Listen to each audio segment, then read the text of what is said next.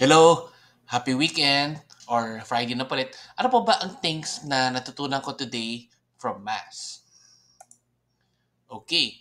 Number one, compassion leads to action. So, kapag gagawa tayo ng compassion to others, dapat talaga may gagawin tayong action. Hindi pwedeng maawalan tayo sa ibang tao, pero wala tayong gagawin na action. Like yung storya ng gospel today na yung apat na magkakaibigan, meron silang paralisadong kaibigan na talagang in-effortan nila na iakyat sa bubong at dalhin kay Jesus para ma-heal. Yun po yung ibig sabihin na action. Kumbaga, kaya talagang ang Diyos ay naawa dun sa paralisado kasi nakita niya yung compassion ng mga kaibigan niya na gumawa talaga ng effort na ma-heal siya. Number two, our actions should lead to Christ. So, napaka-simple, napaka-direct to the point. Lahat po ng actions po natin, dapat talaga ay nagli-lead sa Diyos. Ayan.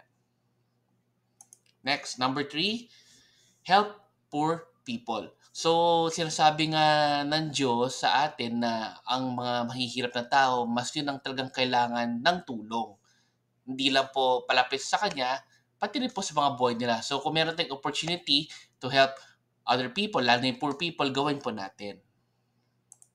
And lastly, the Lord is sensitive to what we need. So, ang Lord, alam niya po ang mga gusto natin or mga needs po natin at sensitive siya doon.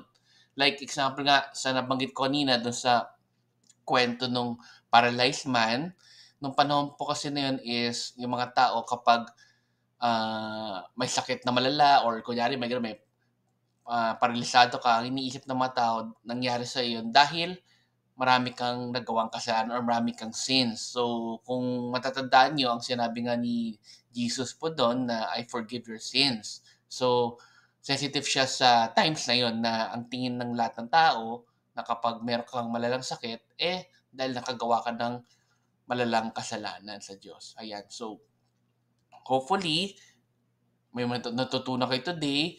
Happy weekend. Have a great day. God bless. And let's again end with a prayer in the name of Father, Son, and Spirit. Amen.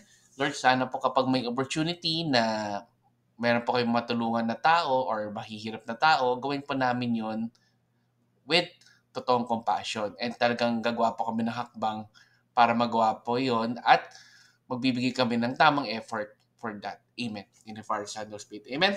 So maraming salamat ulit. Have a nice weekend po pala. And see you again next time. Bye. Daily thank you prayer.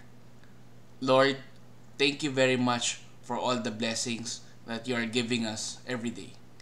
Thank you for our food, safety, security, guidance, and all your blessings. Please avoid us getting sick from all illnesses and forgive us for all our sins. Lord, I pray that all our hopes and dreams will come true in your own time. Again, Lord, thank you for all the blessings that you have given us. Amen.